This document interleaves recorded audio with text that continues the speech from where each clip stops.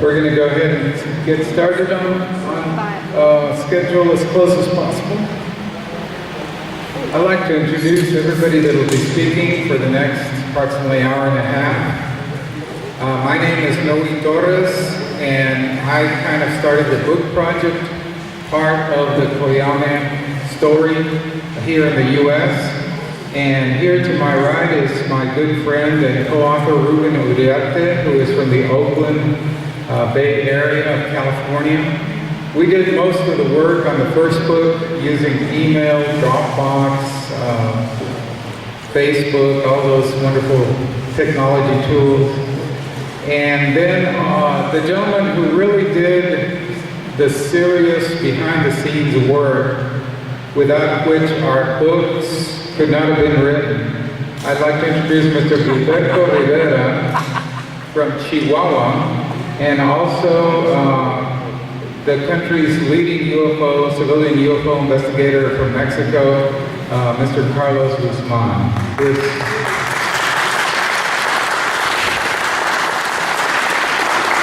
And Carlos flew all the way from Mexico City at his own expense to be with us. And we are just completely thrilled, and we wanted to reimburse him somehow, but since this is a city-sponsored event and he's not a U.S. citizen, we ran into some issues there. So we are so thankful that they were both able to join us. And they'll be speaking to you during the course of our presentation. Ruben, do you have a few words before we get started on how our adventure has? We'll be going into the presentation very shortly, but again, I'd like to thank Mr. Brad Newton and the rest of the city staff and other volunteers for all the hard work they've done in putting this together. This is our second annual event, and through cooperation with Brad and working with Noe, the vision was to create a festival here that will focus on what a unique event that happened just about 45 miles from here. And in our ventures that we've done together, both Noe and I, we worked with these gentlemen here. But also we discovered, what we found out was there's a number of UFO sightings that I'm sure many of you have heard, and some of you have experienced. And what we realized in the theme of this event, it's called UFOs Have No Borders. They don't discriminate. It's either U.S., Mexico, or the rest of the world. And in that, we're just been in contact and networking with a number of key people, very interesting cases, and this is a worldwide phenomenon. So what we've done is this has been a collaborative effort, and so with the focus from Mr. Brad Newton and of developing this festival, what we're trying to bring to you is to give you as much information of not what's only going on in the world, but what's happening in your backyard as well. So thank you very much, and again, we're really pleased to have our lineup of speakers that have been with us, and with the program will continue right after us, of course, with more interesting information. Thank you.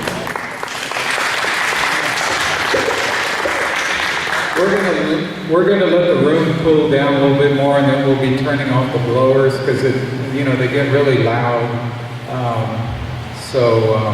Hopefully we'll maintain a good level of comfort in here.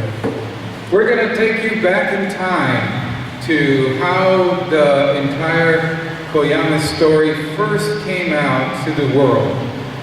Since this report that I'm about to show you came out, this UFO incident that happened close by here has been covered on numerous other documentaries, TV shows. As recently as this year, there was a program called Contacto Extraterrestre, which was done by the Spanish version of the History Channel, Canal de la Historia. But it all began with the History Channel contacting Ruben Uriarte in California and telling him, you know, we heard about this story that there was a mid-air crash between a plane and a UFO along the Texas-Mexico border, and we'd like to do a documentary about it. And so Ruben, back in 2005, was the one that blew the lid off this case. And this was the original report. Just to give everybody background in case you haven't seen it, this is a 6-minute segment from the original documentary. And you'll see younger Ruben. He'll be transported back in time. August 25th, 1974. Coyame, Mexico is home to its own mysterious, some say lethal UFO incident. It is a place not found on many maps, and is home to more agave plants than people. But several of those who do live here claim the following event is real. It's a quiet summer's night in Coyame. The town's inhabitants are beginning to turn in for the night. 500 miles away, United States air defense systems suddenly registered an unknown object flying over the Gulf of Mexico, streaking across the sky at over 2,500 miles per hour at an altitude of 75,000 feet. Only one thing is for certain: this is not something man-made. Initial indications are that it's probably nothing more than a meteor, but 60 seconds later, it becomes clear that's impossible. This object was traveling and descending through steps, unlike that of a meteor, again, with more of an arc. The object appears headed on a course towards Corpus Christi, Texas. American air defense systems are alerted. Suddenly, the unidentified flying object veers left and enters Mexican airspace, just 40 miles south of Brownsville, Texas. The U.S. continues tracking the puzzling spacecraft as it now races over Mexico. Yet what isn't seen on radar is a small craft headed on a trajectory towards the UFO. What's also interesting about this case is about the same time as this UFO was zooming and zagging, there was a plane that was leaving El Paso headed towards Mexico City. The small civilian plane from El Paso heads toward Mexico's capital city, but never reaches its destination.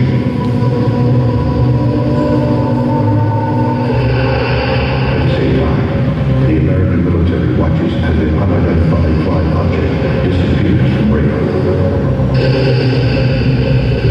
It appears that the unthinkable has happened. There's an assumption that there was a collision of some type, where both the craft and the plane had collided. The following morning, 9 hours after the civilian plane disappeared over the desert, a Mexican recovery team hunts for the downed craft. Across the border, American intelligence listens in. The Americans intercept a Mexican military radio report. The wreckage of the missing plane has been spotted just outside Coyame. Moments later, another report shockingly announces the sight of a second craft. But this is no plane. The Mexican recovery team finds a sort of a silver-shaped plastic disc, some 16 feet 5 inches, about 5 feet thick, convex on both sides, sort of like a saucer. The saucer's surface has the appearance of polished steel. It has no markings, no lights, and there are no bodies inside. However, it does appear to be damaged in 2 spots, possibly caused by a collision with a civilian plane, and then falling to the ground. Immediately, Mexican officials declare radio silence on all search activities. Meanwhile, U.S. officials reach out to the Mexican government, offering assistance in the recovery. Their offer is met with a denial. The Mexican government denied it. They said, no, all we have is just a plane wreckage. While the Mexican team collects the crashed debris, the United States is busy assembling their own elite recovery force at Fort Bliss, Texas. The team includes 4 helicopters, 3 small Hueys, and a large sea stallion. The The team is placed on standby while U.S. surveillance scopes out the situation.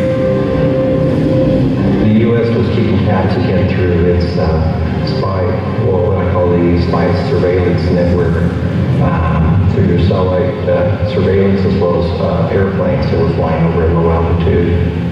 American surveillance reveals that the Mexicans had placed the UFO on a flatbed truck and moved from the crash site. Then, as I'm saying, satellite photos were taken that revealed a startling discovery. The Mexican convoy had stopped. Something's gone wrong. They were able to see there were a number of dead bodies, which led them to believe that something extraordinary had happened. U.S. officials greenlight their rescue team. 4 helicopters depart Fort Bliss.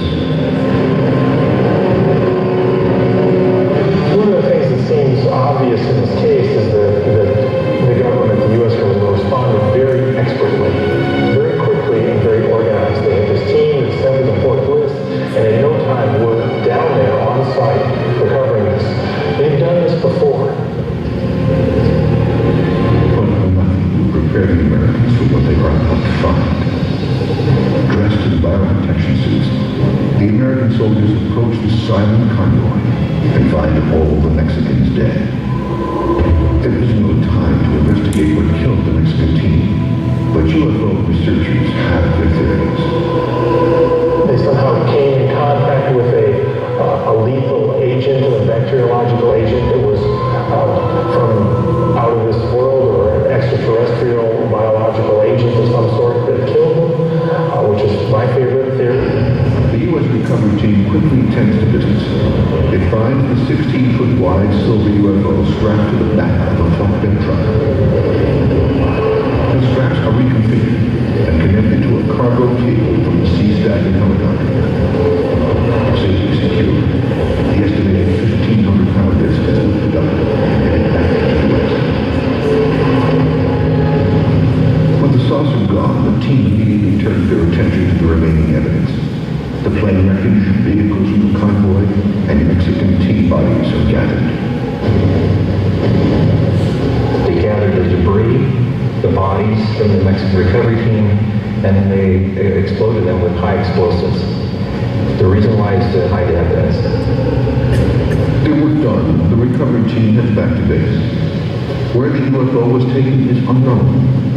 Some have speculated it landed, Fort Bliss, or Wright-Patterson Air Force Base. If this 1974 UFO crash was real, there was no evidence to prove it.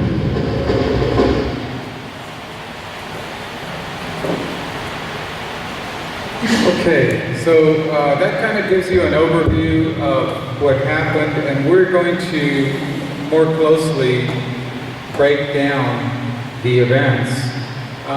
We have been down to the Coyame area and the site where this happened a number of times, and we've wandered around the desert looking for evidence, looking for traces. And when we went with the History Channel for the UFO Hunters show a couple of years ago, we did one of the first, it was one of the first episodes aired, right? Yes. We made some significant, what we felt were some significant findings, which we're going to share with you.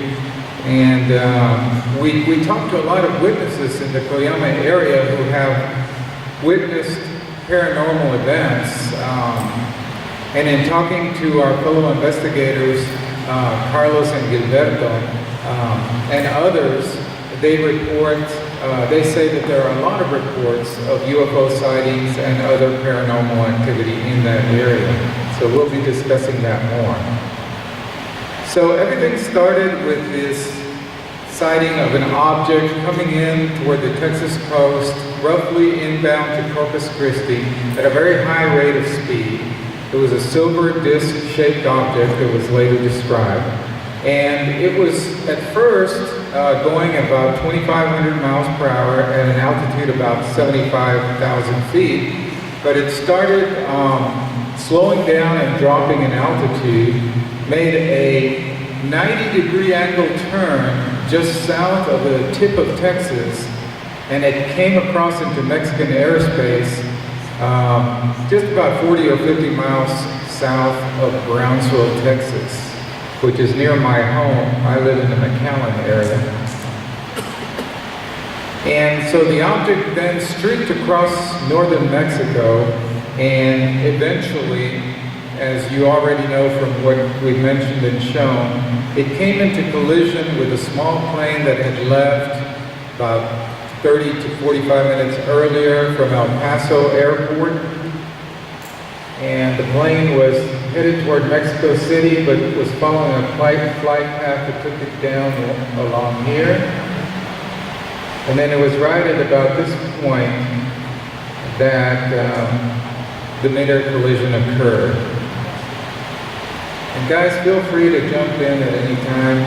Si gustan decir algo, nomás me hacen enseñar. Just for a point of reference, military radar installations in 1974 along the Texas coast are listed here. We had Lackland Air Force Base, of course, San Antonio, Oilton FAA, and Ellington AFB. So we had radar coverage out into the Gulf fairly well covered. So when this object appeared to have dropped down out of the Earth's atmosphere, there was a high level of concern that it could be an ICBM that had been fired at us by the Russians at that time. We were still in the Cold War period. So here is roughly the track that we're talking about that was followed. It suddenly appeared in the Gulf, heading toward Corpus Christi, then took more or less of a south-southwesterly track, and then made this extreme angle change while still going well over 2,000 miles per hour, by the way, into Mexico. You know, some of the folks that have investigated this case have noted that it seemed to be avoiding any large population centers and stayed mostly over sparsely populated areas. So that's something that's been noted.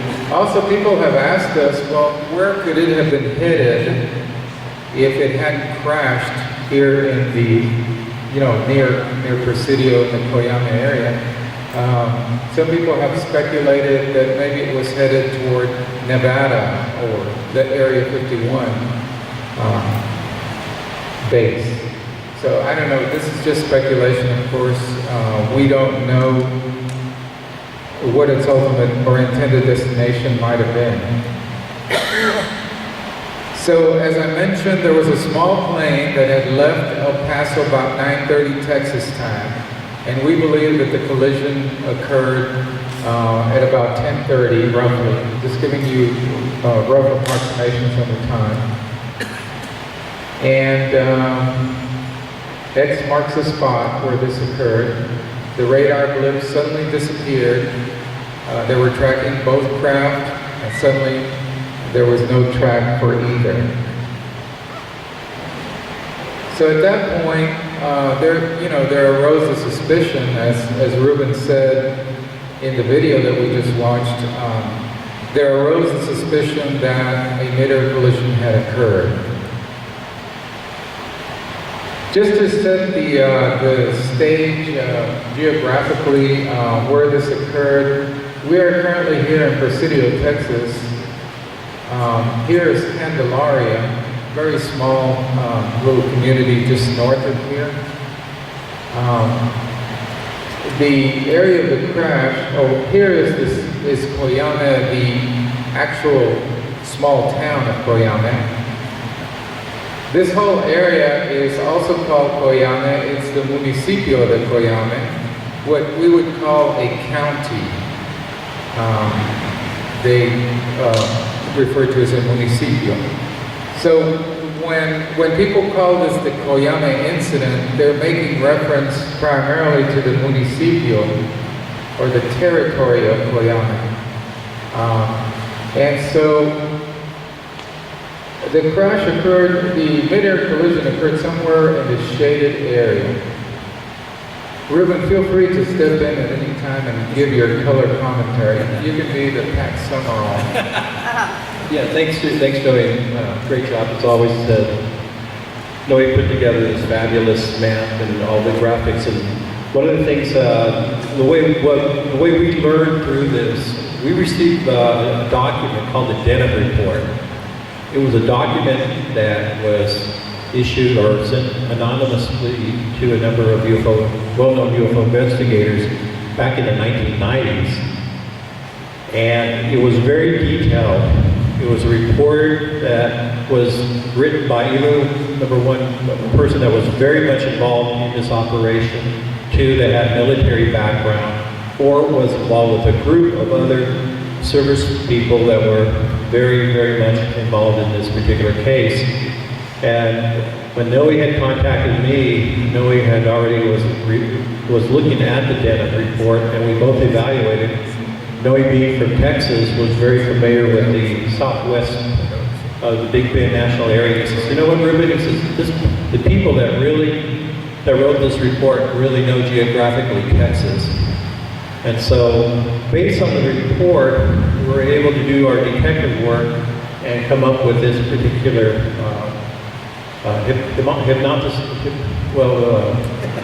lose for words. Pardon me? Hypothesis. That's it, yeah. I just turned 29 yesterday. So anyway, in looking at all the geographic area, this is as we were able to come up and look at all the specific areas. And so as we go further into the PowerPoint, you'll see how all the pieces come together, and in addition to that, the latest new information that we want to share. Okay.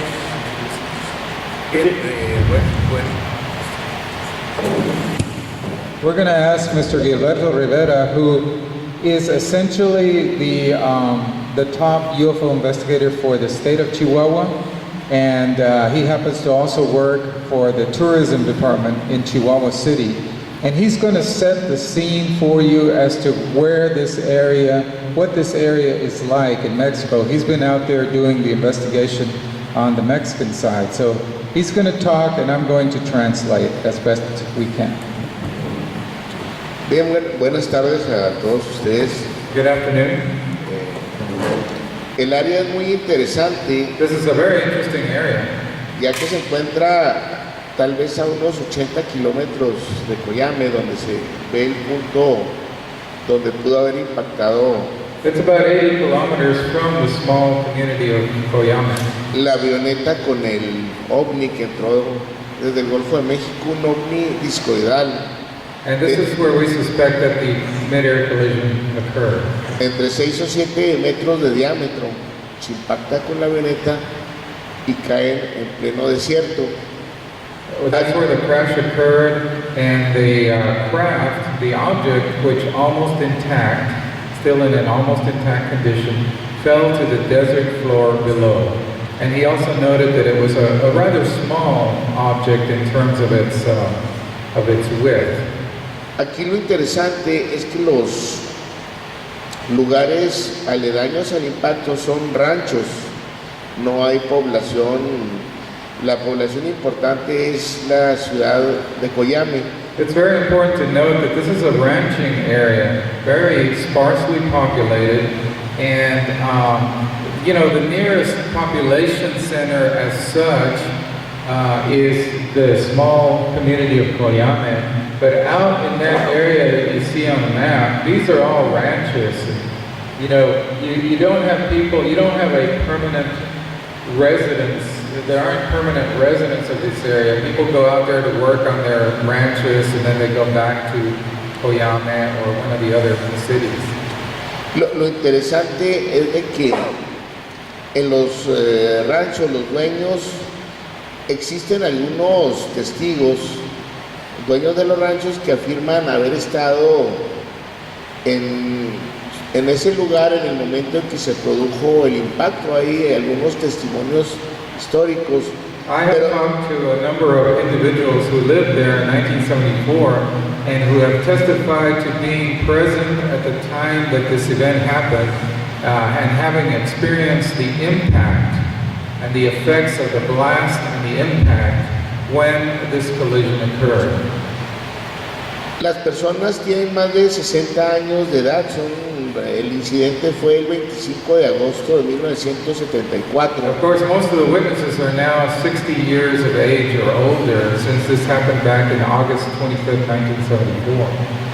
Esta zona ha habido intervención militar, ha habido otros impactos.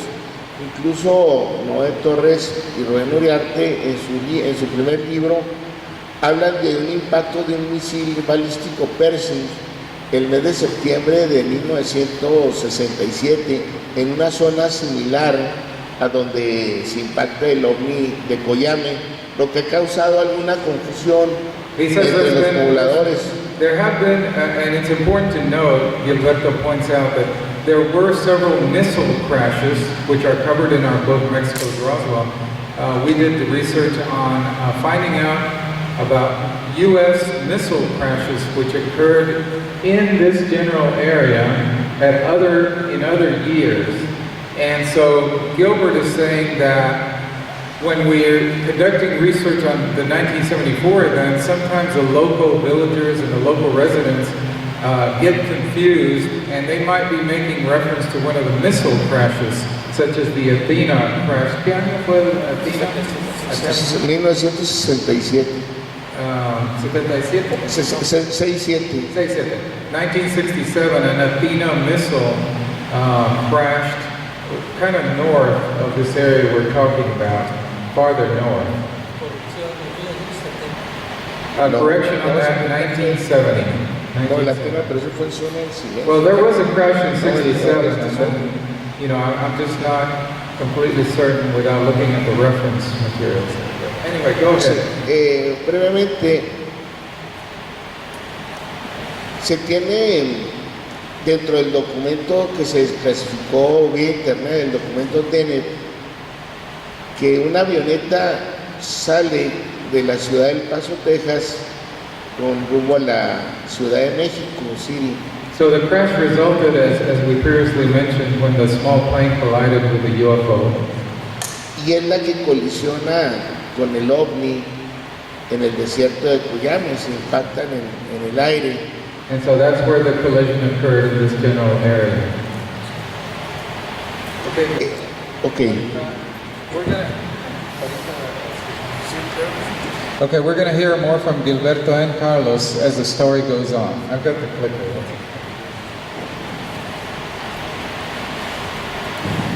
Okay, I want to give you we did a flyover. Brad was kind enough to charter a plane and take his trusty camera, and he did a flyover of where the mid-air crash happened.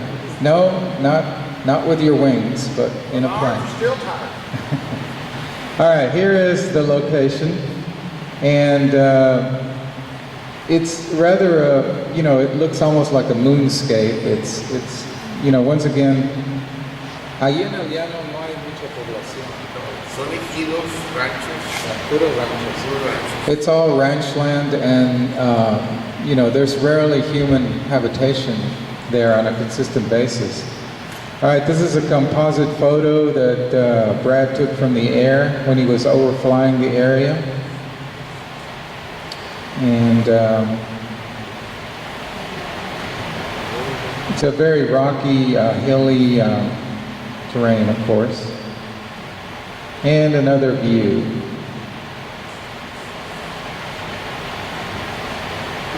What was it like overflying that area, Brad? It was very early in the morning, and it was very smooth. And thanks to Chase Snodgrass, he didn't charge me a dime to go up. Okay, I'd like to work out that same arrangement with him after the conference. I'm kind of on this waiting list. We're going to go do it again and see how Presidio's changes. Maybe you can swoop down a little bit lower. I'll put that on the list. All right, so just to set the perspective on where this happened and give you a little background, give you an overview. And what's interesting is, you know, it's been interesting how Google Earth has developed over the past few years, because when we started this case, Google Earth was just getting started, and you couldn't focus down very far in this area of Mexico.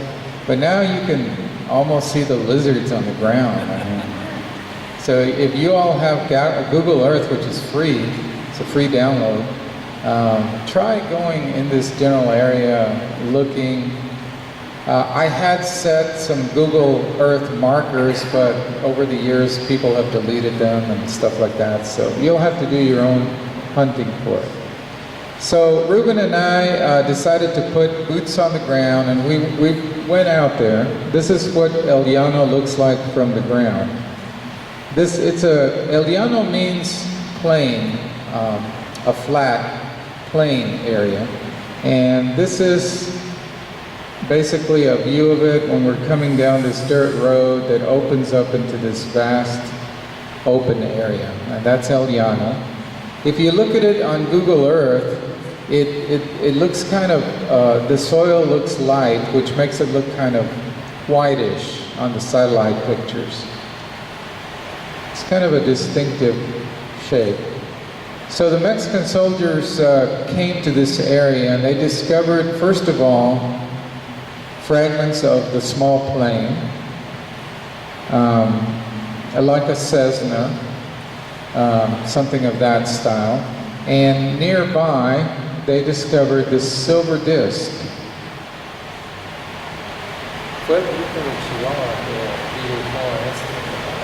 Posiblemente salieron de original, es lo que se piensa que el avión destacó, que fue el que se dirigió al rescate de Torres. Gilberto's pointing out that the that the soldiers who showed up at the scene were very likely dispatched out of the army base in Ojinaga. They made their way, you know, there's a path through the desert that's very commonly used from Ojinaga out to where this occurred in El Llano. So the thinking is that the initial dispatch of soldiers was out of the army base in Ojinaga, which is right across the river, walking distance from downtown Presidio. As mentioned before, the disc was rather small. However, it's been pointed out to me that this size very much fits other witness testimony of the smaller objects that come out of the huge ships, which we often refer to as motherships. And so these were apparently the small scout ship variety of craft. So about 16 feet, 5 inches in diameter, 5 feet tall. And there were 2 points of interest that were noted by the soldiers. There was a 12-inch jagged hole on one end, and there was a 24-inch dent on the other end with no perforation into the hull. Here at the dent, there was what seemed to be a perforation up here. The suspicion is that what caused the deaths of the Mexican soldiers, who apparently died of asphyxiation, what caused their deaths was likely the emission of some toxic substance into the air around the crash site. That is the suspicion that we have. And we have the other story that Aliens in the Forest that Ruben and I wrote a book about, where Donald Shrum was hunting in a forest in Northern California. He was bow and arrow hunting, and he ran across this huge ship, mothership, and a smaller scout ship came out of it. And he became very frightened, as any of us would be, and went up in a tree. And so these strange beings kept him up in the tree for 12 hours. And he stood up there terrified, trying to fight them off. They attempted several times to get to him. And what's interesting is the method that they used to try to get him down from the tree is they emitted this vapor that caused the oxygen around Mr. Shrum to evaporate away and caused him to start choking for lack of air. However, since this was happening in an outdoor setting, and the air the breeze would dissipate the vapor, and he was able to recover his senses when they did this. So it's interesting that asphyxiation is the suspected cause of the soldiers' deaths in this case. We know that the U.S. surveillance had significant assets along the Texas-Mexico border and still does today, and so they were keeping a close watch on what the Mexican recovery team was doing.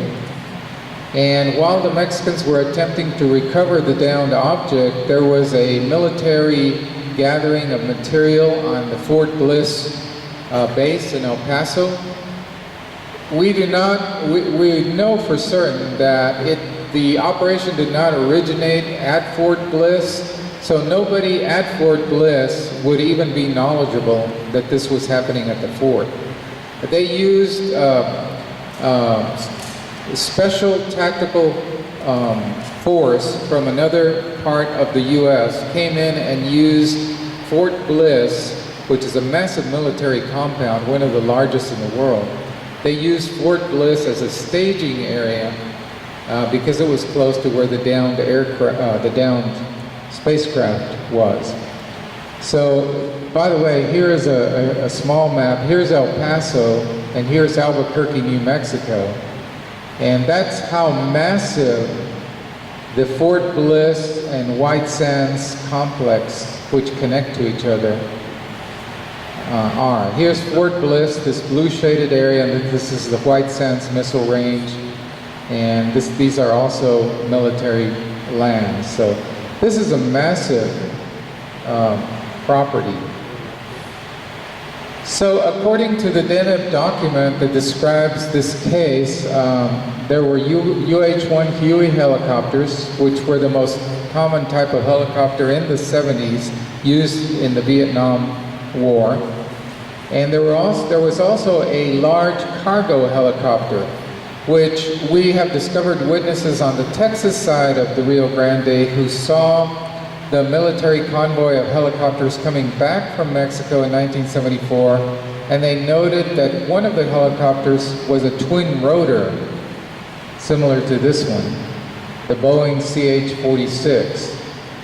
Although another report indicated that perhaps it was a Sikorsky Super Stallion, which looked, it has this other rotor in the back, but this one has the two large rotors. So after the soldiers from Mexico from Ojinaga, we suspect, attempted to make the recovery, what happened is they traveled just a short distance away, probably either headed back to the base in Ojinaga or headed to Chihuahua. We're not completely certain.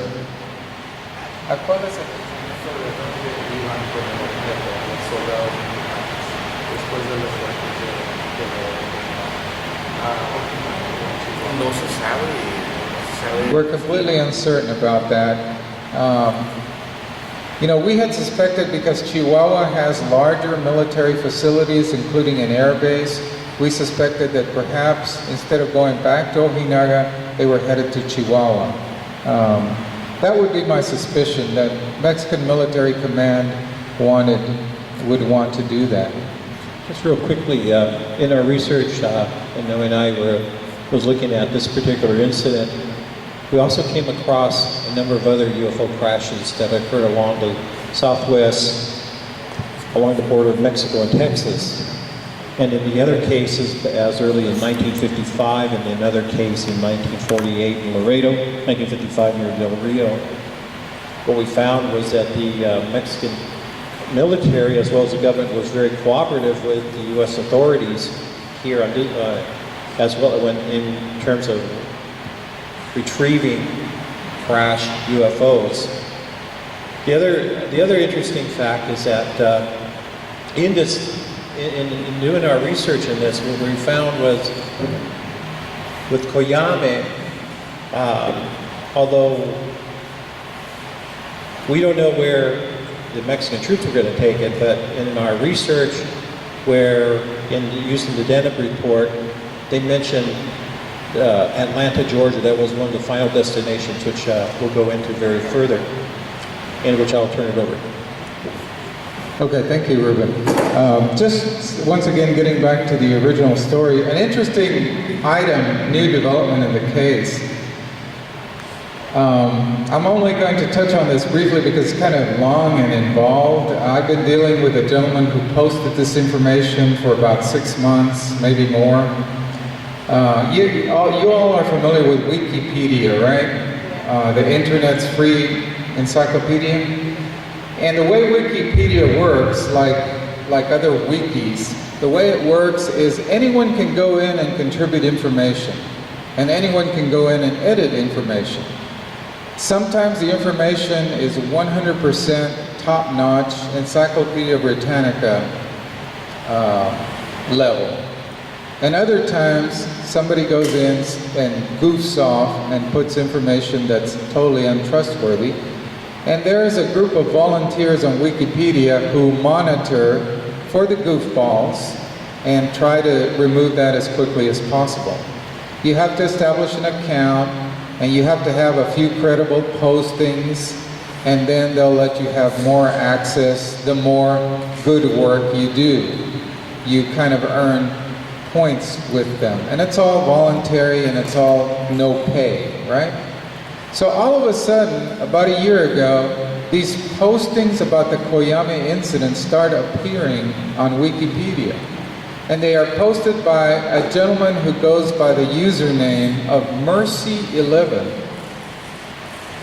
So we found that interesting, Ruben and I, because the information, we had been studying this case since 2005 collectively, and we had never heard the data that suddenly appeared on Wikipedia, which, by the way, Mercy11, after much questioning by me, contacting him, badgering him for the original sources, he suddenly took all that information offline. You won't find it anymore. ¿Tenía un comentario? Okay, we're going to have Carlos give us some additional comment. Aquí al respecto de lo que está señalando Noé, tuve oportunidad de hablar hace algunas semanas con un militar mexicano. He recently spoke to a Mexican military official regarding this information that we're referring to on Wikipedia. Y me dijo lo siguiente: mira, Carlos, seguramente que los datos que están aquí en Wikipedia no son los originales. It's very likely that the information posted here is not the original source of this information. Sin embargo, es muy probable, además, de que los 4 personas que se señalan ahí ahorita en el slide sean más. It's very likely that these 4 persons mentioned as having died in the Coyame Incident, actually there are more than 4. It wasn't just 4 Mexican soldiers, it was very likely more than 4. Y por política de los militares, a este tipo de eventos y otros que tienen que ver con aspectos de seguridad nacional, se cambian totalmente los nombres. And what happens a lot with the way Mexican national interest information is handled by the Mexican government is they will purposely alter the factual information and change people's names when they report an incident like this. Lo que estoy tratando de investigar en este momento es, como ustedes pueden ver, están los nombres y al lado está el número que correspondería a la pertenencia del ejército. What I'm currently involved in doing is taking this information that appears on this posting from Wikipedia and looking up, for example, the military numbers that are shown there, like B72354 for Rogelio Arguelles Gonzalez and the other numbers. I'm trying to correlate that with actual military records, death records, and other types of records. Entonces, lo que ahorita aparentemente podemos comprobar es que los nombres no serían los originales. El segundo paso es que ese número de serie, si realmente existieron dentro del ejército mexicano y es lo que estoy tratando de corroborar. We're fairly certain that the names have been altered and aren't the original names. And and at the present time, I'm trying to determine if these numbers have ever been used by the Mexican military and assigned to specific individuals. Ese número que ustedes están viendo en el slide empezó a manejarse en el ejército mexicano a fines de los años 70.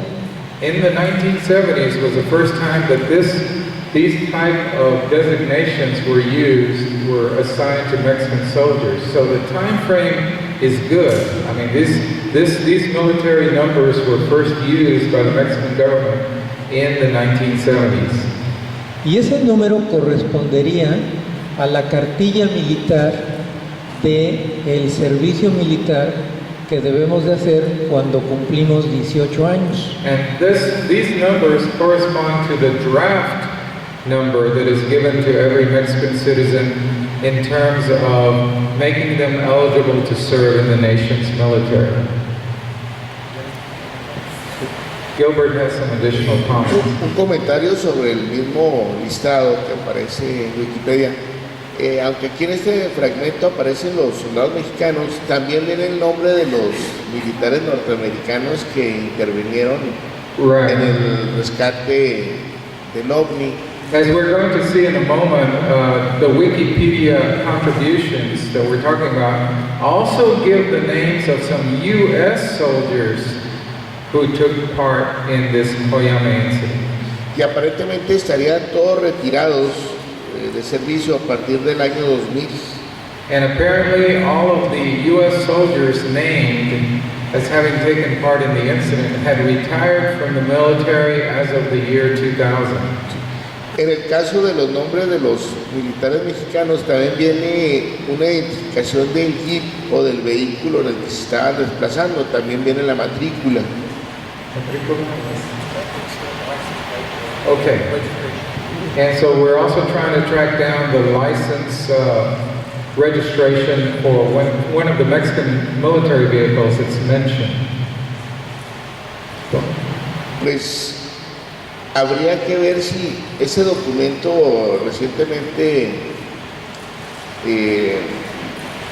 puesto en internet tiene que ver con el primer documento de ENEP que surge en los años 90, 95 aproximadamente, es cuando lo... We're trying to determine if perhaps this information that was posted on Wikipedia came from the same source or sources as the DENIB report, which first surfaced in the early 1990s, suddenly appeared on bulletin board services throughout the world, apparently from some leaked government information. O sea, si son las mismas personas que subieron la primera información las que están dando a conocer este segundo documento.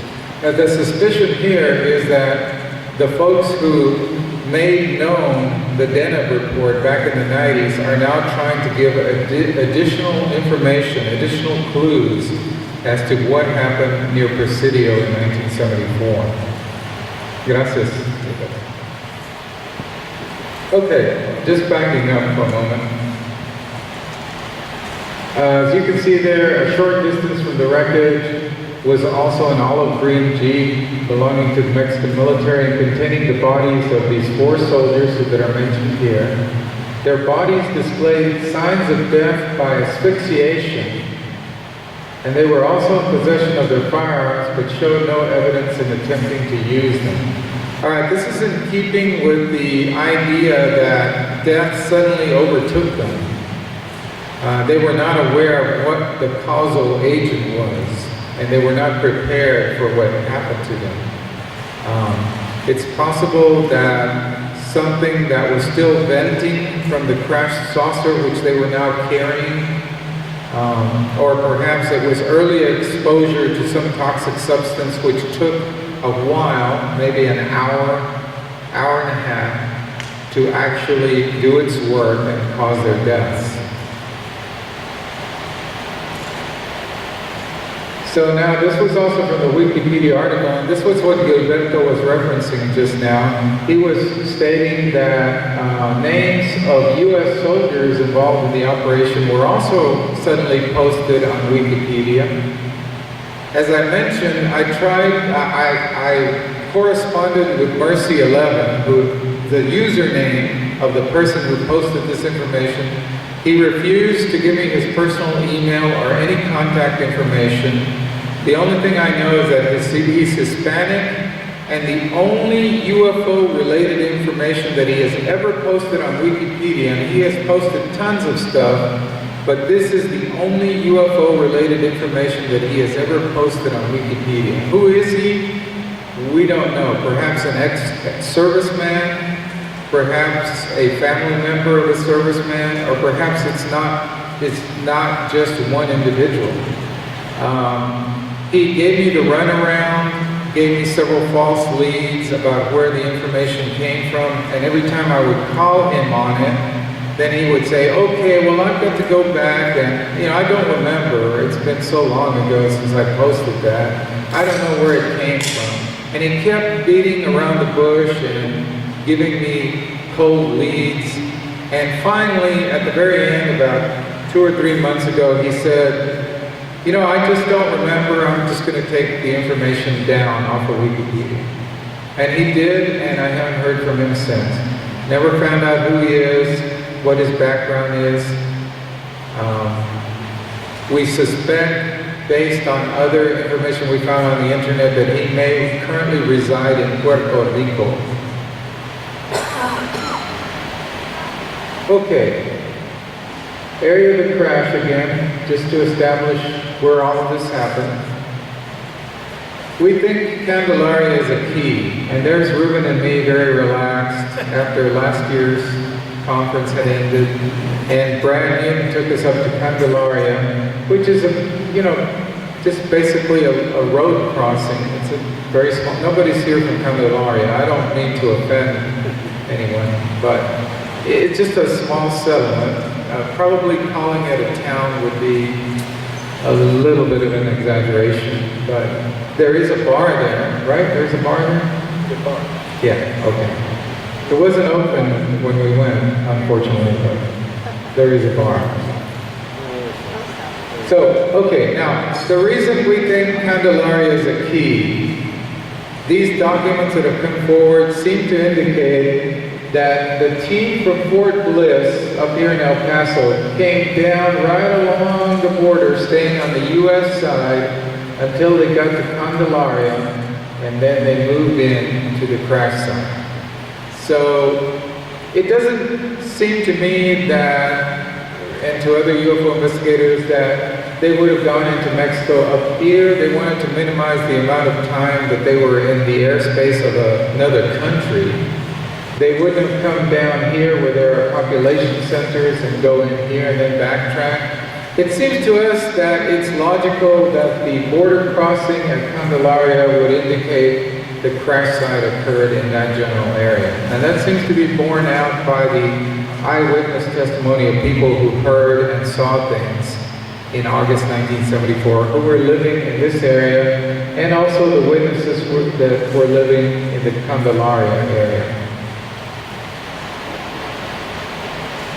So the U.S. team came in, came across on helicopters. We had Hueys and we had a cargo helicopter, and they took over the UFO, attached it to a cargo helicopter, and basically took away the UFO, brought it back across around Candelaria. We have witnesses on the Texas side who said they saw the helicopter convoy coming back from Mexico. And at that period of time, 1974, there wasn't much air traffic, especially military air traffic, in the Candelaria area. So John Chambers and his mother, Johnny Chambers, told us this amazing story, of having seen a fireball explosion right above El Llano, and then hearing local residents talk about the helicopters coming back across from Mexico. So the UFO was removed and soldiers gathered the remaining evidence and exploded it. We think because there was a possibility of some toxic or deadly substance being released so close to the U.S. border. What was the explosive that was used to obliterate any remaining toxic substance as well as the evidence? It could have been a suitcase nuke, which was in our nation's arsenal in 1974. The suspicion is that it was either a highly concentrated group of conventional explosives or perhaps a suitcase nuke, which would have affected only a very small area, very small weapon in terms of atomic. And the suitcase nuke theory kind of received a boost last year when a legendary Texas school teacher, Johnny Chambers, came forward and said that she and her son were coming down the mountain around Rio Dosa from the hot springs. Coming down the mountain, their car was oriented, looking toward Mexico, when they saw this huge ball suddenly blossom, ball of light blossom above the mountain range of Mexico. It was just a big explosion in the sky, mostly round, Mrs. Chambers said. And I could see it in my mind, but it's hard to describe. I would say the width of it was about 4 or 5 miles. And of course, it was pretty high up in the sky. Her son, who was age 10 in 1974, saw the same thing. He was in the car with her. All of a sudden, a big old glow fireball-looking thing appeared over the mountain. We stopped and watched it for a while, and it was quite a fireball. Just to set the stage here, this is approximately where the Chambers were in their vehicle, and they were looking across. Here's El Llano, here's Candelaria, Rio Dosa, and we're in Presidio today. They were looking straight across, and this is the general area where the fireball in the sky occurred. They, Mrs. Chambers said it was about, or the Chambers, both of them said it was about maybe 4 to 5 miles wide. This is the mountain range that runs between the Rio Grande River and where this happened. And this is the approximate place where the Chambers were looking into Mexico. And we went out, courtesy, Brad, I think he stepped out for a minute, but Brad, and also we went out with John Chambers to look at the exact point where they saw the fireball. And this is the vantage point. If you went out to Chinate Hot Springs and if you stood right where they were looking, this is the vantage point. Oops, sorry about that, got ahead of myself. All right, okay, this is exactly the point at which they saw the explosion rising up over the mountain. And before I met the Chambers, who attended last year's event here in Presidio, and they came up and spoke about their sighting. But before that, I had put together this computer simulation using the photograph that Brad had sent me of the location and kind of photoshopping in a mushroom cloud.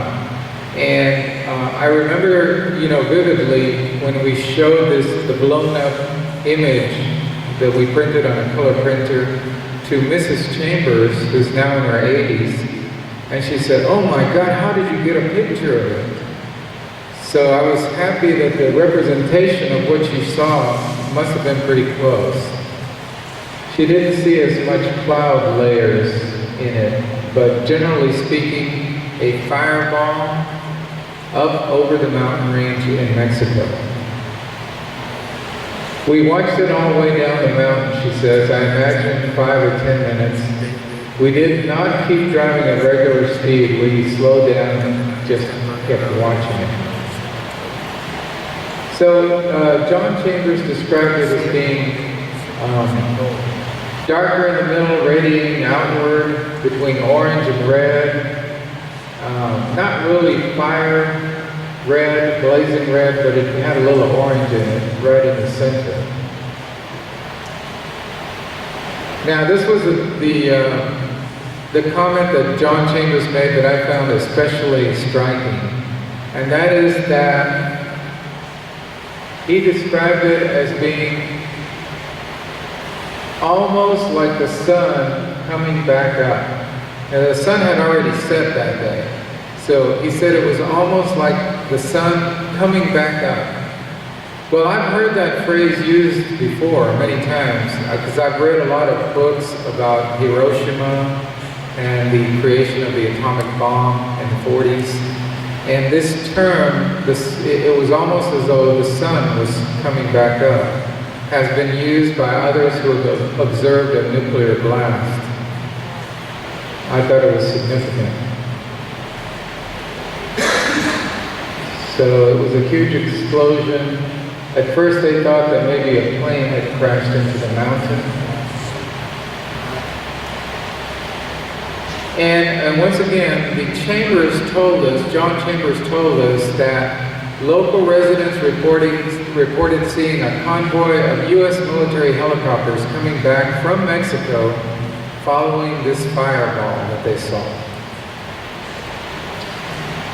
Within a day after the glow in the sky, several area residents observed a group of military helicopters moving into the U.S., including one large twin-rotor helicopter. It was several, maybe 3 or 4 altogether.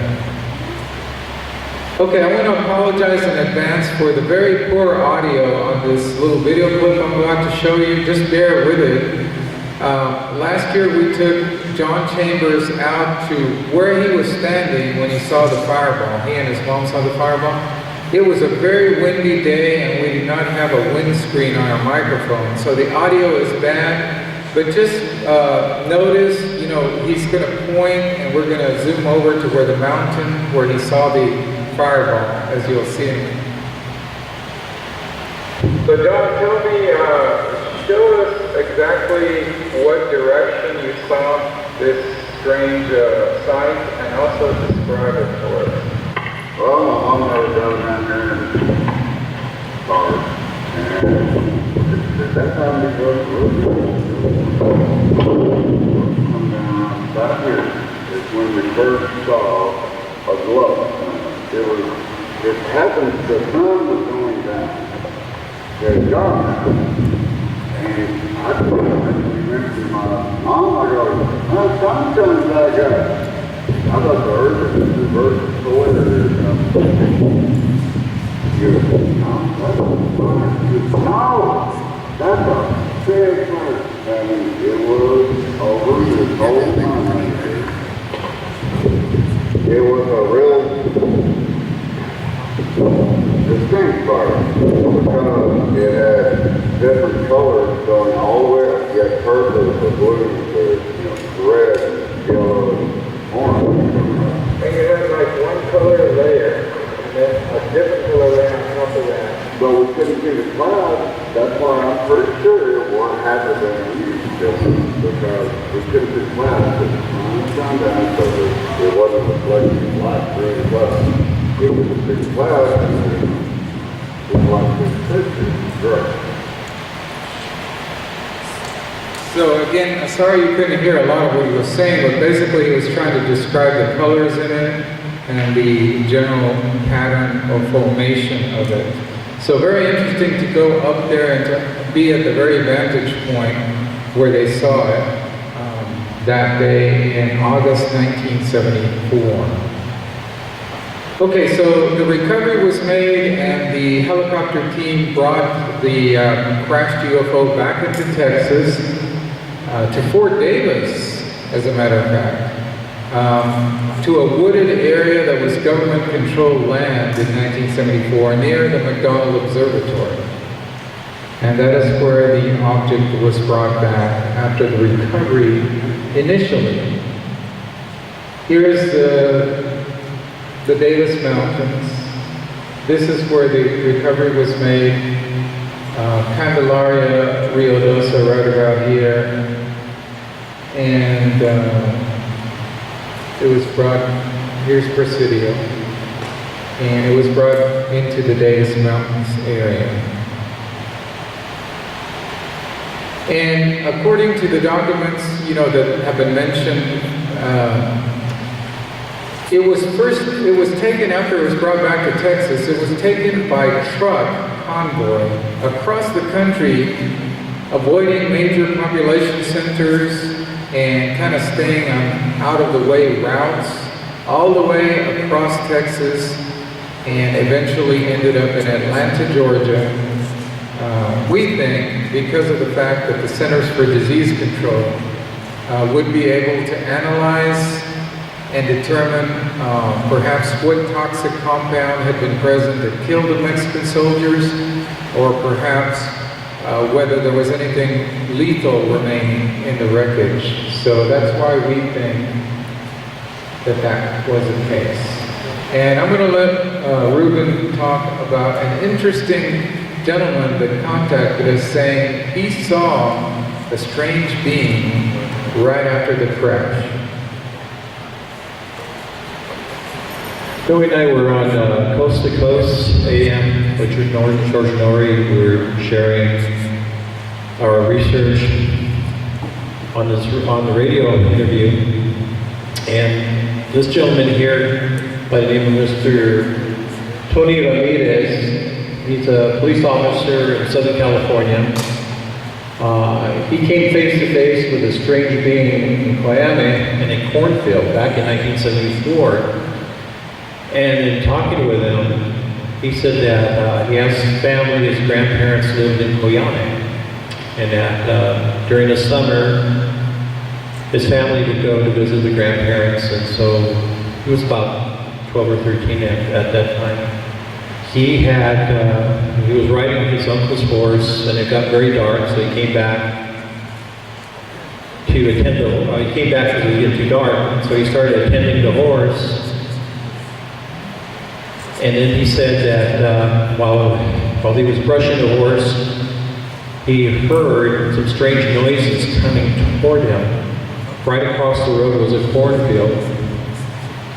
And as he was looking out there, all of a sudden he heard this noise and then this strange looking figure. He thought it was an animal. But then when he looked at it, he said it was a small person, but it was a person with a big head. And the head would move left to right, as if the neck was very small, hard to support the head, but the eyes were red.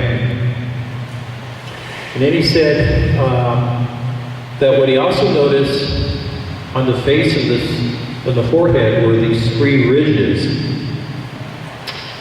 And it frightened him so much he went running to his grandmother's and grandfather's house. And he told everybody what he saw, and his grandmother said, "Oh, viste los diablitos. Oh, you saw the little devils." And then his grandmother said that yes, that she and his grandfather had observed seeing these little guys, these beings, up toward the edge of the field. And then there would be these bright lights in the sky. This happened in August 1974, which correlates with the UFO crash of August 1974. In addition to that, a couple of interesting developments. This particular being, or this description, was also seen by a group of witnesses in Brazil. There was a UFO crash there that occurred in 1996 in Regina, Brazil. Witnesses seen it. A firefighter went to the scene, actually picked up one of the beings, took it to the hospital. Military authorities came, they closed off make sure that no information would go out. The firefighter died within several hours after holding the beam. Now, isn't that interesting how that correlates again with the UFO crash of Coyame in 1974? Now, what's even more interesting is Mr. Rivera was also investigating a case where his witness saw something very similar. Así es, como dice Ruben, existe un caso similar al There's a very similar case al que él explica del policía que afirma haber visto ese humanoide en Coyame. similar to what was seen in Coyame by the police officer. Hay una persona en Chihuahua, Víctor Araiza, There's a gentleman in Chihuahua named Victor Araiza quien afirma haber sido abducido who was also o abducted raptado or captured or kidnapped, por seres similares al que by being aparece very similar like this one. en la imagen, seres como los que se vieron en Brasil. Very similar again to the case that happened in Brazil, in Regina, Brazil. El testigo vive en la ciudad de Chihuahua y ahora que comenté, The witness lives in the city of Chihuahua. él está presentando ese otro testimonio de Coyame, And he, again, presenting this case of similar to Coyame. por lo que da información muy interesante de que estos seres pueden estar visitando tanto el estado de Chihuahua como estas regiones de Presidio y de Ojinaga también. It could be that these are beings very similar that are here, either in Ojinaga or other parts of Coyame as well. Sí. Es importante informar que en Coyame hay una región de mucho reporte de avistamiento There's a certain part in the area of Coyame where there's a lot of reported UFO sightings, que se llama Tres Castillos. where the area is known as Tres Castillos or Three Castles. Los dueños de los ranchos The owners of the ranch afirman haber visto ovnis y no solamente verlos, sino que estos objetos están lanzando luz that the owners have seen these strange objects shooting down beams of light, hacia el ganado o hacia los animales de corral que hay en los sometimes ranchos. toward the wandering cattle or animals that are corralled in the ranch. Sí. También es importante comentar aquí And it's what's important here, what's being commented, de que existe un segundo caso de un objeto que se impactó en el año 1994 it could be that also there was another similar event that occurred in 1994 of an impact en el desierto de Ojinaga, in the desert of Okinawa, cerca del cañón del Peguis. very close to the canyon, or the Peguis Canyon. Both Noe and I have been there.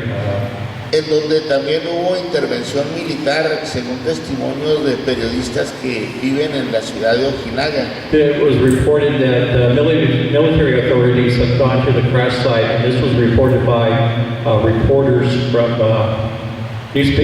journalists from the city of Ojinaga. Y es importante seguir investigando estos casos que de alguna manera están relacionados con el caso Coyame del 74. And it's very important to continue to investigate these cases because perhaps there's a relationship with what happened to the 1974 case of Coyame. Gracias, Gilberto. There's no way we could have written our 2 books about this case without the assistance of Gilberto and Carlos and other wonderful investigators from Mexico. As I mentioned earlier, we're doing the U.S. side of this, and they're doing the Mexican side. So it really takes a joint effort. Also reported by our good friend Bob Dean, and who helped us with our first book, Mexico's Roswell. And this is a picture that's been out in the public for some time. And Bob Dean says that he obtained this photograph while attending a conference in Mexico City in the early 80s. It was given to him by a Mexican police officer who came up to him and stated to him that this gray alien in this picture had been recovered from the crash of a UFO along the Texas-Mexico border. We don't know if this was a 74 crash near Presidio or another crash, but we do know that this is another interesting little bit of the jigsaw puzzle. We're just going to briefly summarize what our field investigation in Mexico has resulted, and then we're going to wrap it up here in just a few moments. Here's a satellite overview again. We are today in Presidio. This is a small town of Coyame. We suspect that the mid-air collision happened here, and the recovery of the object had to have been not far from the initial mid-air collision site. Small town of Coyame. We heard a wonderful presentation this morning from Dr. Javier Morales, who is now an optometrist in Odessa. How many of you all listened to this morning's presentation? Okay, a few early birds. And he has done research, and he himself is convinced that the 1974 UFO airplane collision, it was a real event, based on interviewing hundreds of persons independently of us. He's not a UFO researcher. He's a historian who has done extensive genealogies of the families in the Coyame area. And he just stumbled upon this incident, which he had never heard about, from talking to the folks. And he told me before, he had to leave for a family function a while ago, but before he left, he told me, you know, I need to show you the records that I took down from talking to all the people in Coyame, because nearly every one of them mentioned this incident in 1974. So anyway, he included a chapter in his book on the history of Coyame and the genealogy of the families of Coyame. He included a chapter on UFOs because they are such a prevalent topic in Coyame.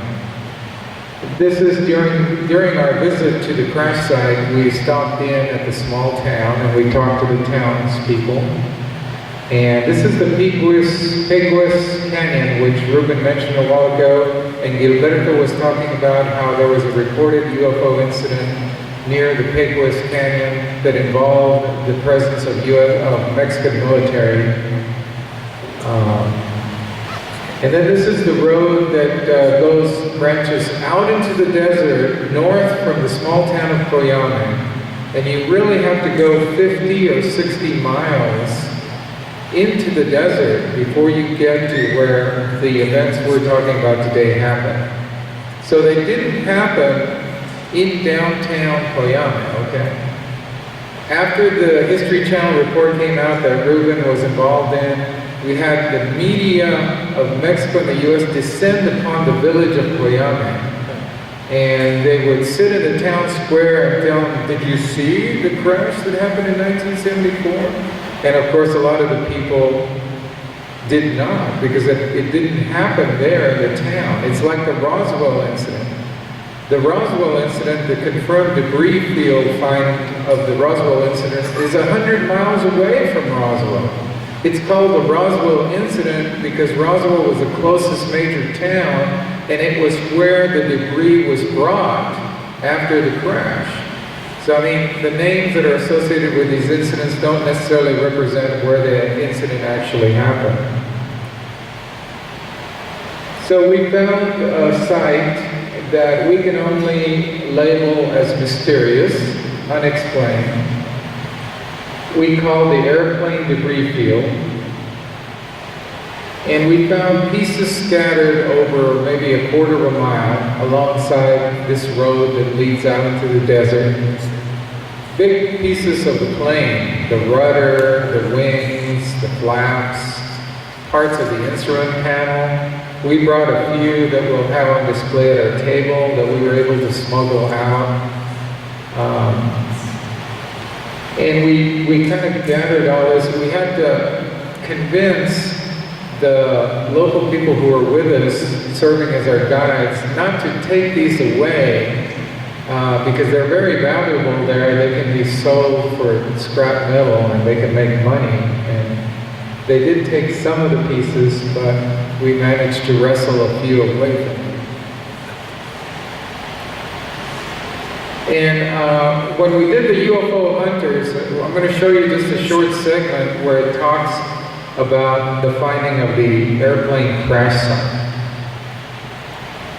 You have the possible collision between UFO and a small plane. Ruben says that he can probably get us to, he thinks he's found an actual crash site. If there's an alleged UFO collision with a private aircraft, we might actually find samples or artifacts from the plane and or the unidentified object. Has the team found the crash site Looks like something over here, Bill. of Mexico's Roswell? You find it? Yeah, it's over here. No way.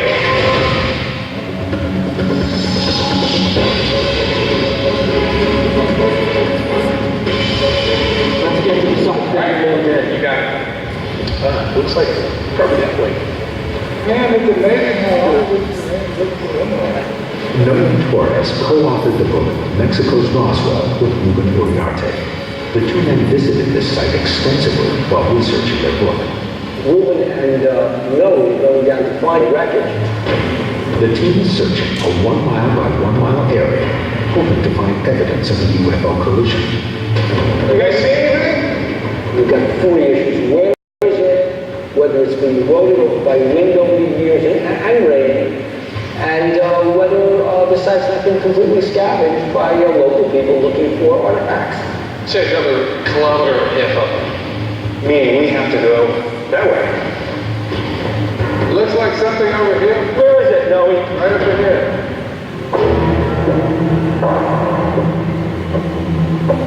There's stuff all over the book. You find it? It's over here. Wait, there? Right here. The team has located part of the wreckage, much of which may not have been seen for over 34 years. It's the whole rudder assembly. Look at the little casing over here. Look at the glass. It's this windshield. The debris field covers approximately 10,000 square feet. The team has located wreckage at several points, including what appears to be the rudder assembly of a plane.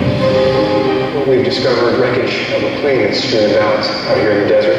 It could be the plane that crashed with the UFO. I can't really know that until we analyze this and find something anomalous on it, maybe some kind of radioactivity or something that would give us a clue that maybe there was some contact with the UFO. There must be things all around your path. So what do you think? I'm excited we finally have something hard and tangible to work with. I mean, it's one thing to read about UFO crashes in a book and say, well, okay, maybe this happened. But when you finally get out here and you see that there's actually something to work with, we've actually got metal to analyze and we've got soil to sample, it's exciting. This is what ufologists want. For answers, this is where you want to be. You want to be actually in the field with your hands on some artifacts that may indicate that we've had extraterrestrial contact. There it is, right there in the sand. There is the wreckage. There is the proof that something happened here where you said it should be. Right now, the trick is going to be working with this debris and seeing if we can get some kind of story of what actually happened.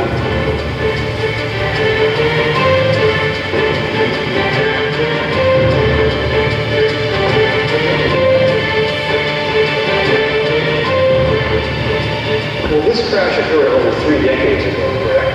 Yes. And this site is wondering if there's anything left at all. My thought is that this site was scrubbed pretty clean by the group that scrubbed it, whether it was the Mexican military 33 years ago, whether it was the U.S. military, we don't know. But the site was scrubbed pretty clean, but we found enough pieces that we can identify. We have a really interesting piece over here, guys. Looks like part of the hydraulics. Let's see. This is a hydraulic connector right here. So you've got a line coming in, right? Then you've got various pressure belts on it. We found a piece of the tail section. We found a fuel filter, various hydraulic lines, windshield. It's not a motor vehicle. It's not a motorcycle. It's a plane. The trick is going to be, what does the analysis of the records tell us about what hit the plane. I mean, we know there's plane wreckage. We see windshield, we see parts of the plane, we see the aluminum. But no, so I'm going to stop it there because our time is rapidly going. But it was an interesting find. We cannot conclusively say that this was the actual plane that collided with the UFO, but it was an interesting find. Also, some of the research that the History Channel did with the pieces that we recovered there determined that there were some substances embedded together in we found bits of the aluminum skin from the plane that had melted and then reformed, and there were pieces of some substances in there that could not be identified, trace elements that did not show up on the spectrum as being a particular kind of known element. So that was interesting also. There was another site that we went to with the History Channel team, which was a pit. It was near the scene of the airplane crash, and it was basically a squarish looking, you could call it a mine entrance, a vertical mine shaft is what it looked like. And there were timbers around it, so it had been made, man-made. Its purpose was totally unknown. The local residents who keep up with everything that goes on around them, it's their survival to know what everybody's doing at all times. They know nothing about this site or what its purpose was. There was barbed wire all around it at one time, and the Mexican military had come in and told the townspeople to not go there. There is great danger. If you get near this pit, we cannot guarantee your safety. So the townspeople did not know exactly what the history of this was. There is a circle of charred earth all around this hole in the ground, and you can see it from Google Earth. You know, it's a dark circle on Google Earth. In fact, here is a Google Earth image that I captured. And of course, Google keeps updating their imagery, and sometimes on some of their updates it's not as obvious. But this is one that I took a few years back when our first book came out. And you can see right there, this is the darkened earth surrounding this pit located north of Coyame. So what's in there? It was very interesting. One of the UFO researchers with the History Channel crew stuck a Geiger counter down in there. And around the site, radiation was minimal, mainly background. When he stuck the Geiger counter down in there, the needle started to spike. So there was increased radiation down in the hole. And Ruben and I actually wrote an article that appeared in the nation's leading UFO magazine, UFO magazine, published by Bill Burns. Our article, well, this is not the title we gave it, but this is what the magazine editors gave it. What's inside this hole? That's an intriguing title. So we had a segment on the History Channel about that as well. So to close the session then, we're going to talk about some late developments and that were sent to us by Carlos Guzman, who will be back in just a moment,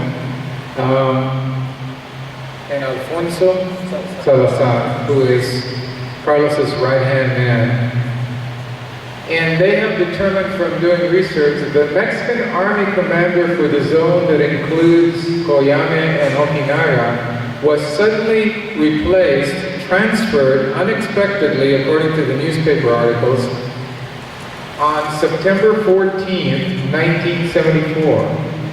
What's significant about that date is that it was just 3 weeks after the Coyame incident.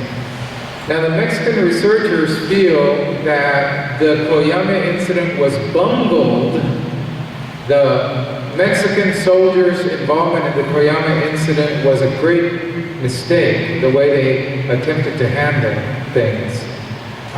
They were not equipped to make this recovery, and they stumbled onto something that was beyond their ability to contain and to control. And so perhaps this was the reason that there had been no change in leadership for the Mexican Army zone that includes Coyame, and then suddenly 3 weeks after August 1974, the commander was suddenly reassigned and given a lesser post in the government. I'm going to have Carlos speak just briefly about this. Carlos, queremos que nos digas un poco del comandante que fue transferido de repentemente después del incidente. Bueno, sí. Dentro de los soldados, dentro de la que recobraron en ese tiempo el objeto, al comandante lo transfirieron de región. Entonces hay una región militar que es Ojinaga. The region of Ojinaga, the commander who would have been in charge of those troops sent out to recover the UFO was suddenly transferred. Y esta noticia la encontramos por accidente. We found this by accident while doing research on events that were possibly related to the Coyame Incident. En los periódicos de aquella época. We were looking at newspapers from that date range. Entonces son esas notas que juntándolas podemos armar un rompecabezas, pero nos resulta muy curioso, muy interesante que although it's like putting pieces together of a jigsaw puzzle, which may or may not be related in some cases, what is interesting is how all these things do seem to fit together and present an interesting picture of what might have happened. Que salga esa noticia haciendo referencia al encargado de la zona militar hacia otro lado. It's very interesting that they would have a switch of commanders. The top commander in the Mexican military for Coyame and Ojinaga occurred 3 weeks after the Coyame incident. Gracias, Carlos.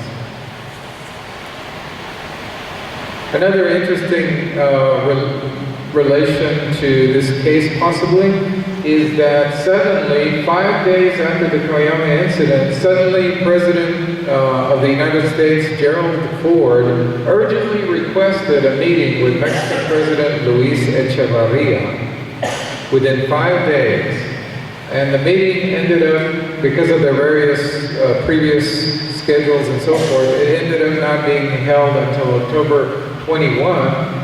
But still, that was less than 2 months after the Coyame incident. So why the urgency to suddenly have a meeting of the two heads of state who had never met before, by the way? Why would that occur? Carlos. Esa es otra de las notas curiosas en donde tratamos de investigar a través de los periódicos antiguos cómo y qué pasó en la conformación de un medio ambiente. Our intent here was to do research on what was going on politically in the two countries that could be related to the Coyame incident in August 1974 and dates near that.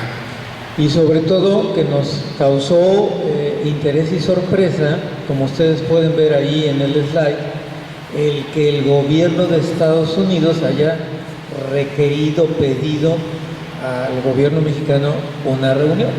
What really strikes us is that suddenly, out of the blue seemingly, President Ford's people contacted President Echeverria's people and requested this meeting all of a sudden, just shortly after the Coyame incident. Gracias, Carlos.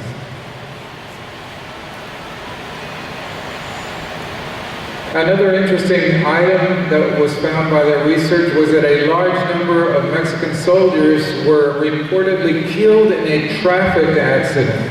Very few details given, and it happened around the same time frame. So we know Mexican soldiers died in the Coyame incident, but it may have been reported as something else, such as a traffic accident.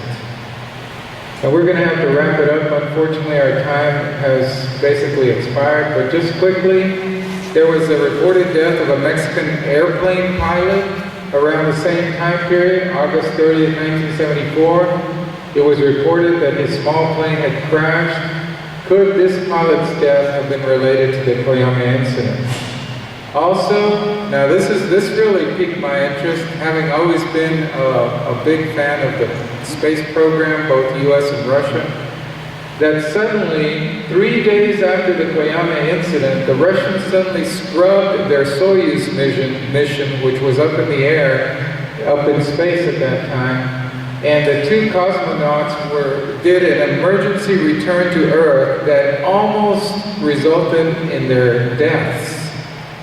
So another little intriguing piece of possibly what was going on that was affecting the countries. And that concludes our presentation. I want to thank everybody for your kind attention and for all the support that you've given us over the years. We don't want to bump into Lloyd's presentation, but we can take a couple of quick questions maybe, sir. Did anybody hear an explosion from the fireball? There were several reports. We found several gentlemen who are ranchers in the area of the impact site who reported a earth-shattering explosion. All the windows in the small ranch house out there were shattered, and we feel that was related. Other incidents were reported where a crash occurred. One more question, Chris. Did you happen to do any research to find out if there were any prior plane crashes in the alleged area of this crash? Yes, we have, as Dr. Javier this morning, Morales, he talked about other plane crashes that have occurred in the Coyame area, some of which were drug trafficking activity planes, drug smuggling planes, but all the residents distinctly remember 1974 as being something unique and different and unexplainable. So the 1974 event is firmly lodged in the minds of Coyame residents. We thank you all again, and we have our book available, and we hope to see you throughout the rest of the conference. Lloyd Pye and the Star Child Skull, the most fascinating story that you've heard, in case you've never heard it, and also Travis Walton, Fire in the Sky, coming up next.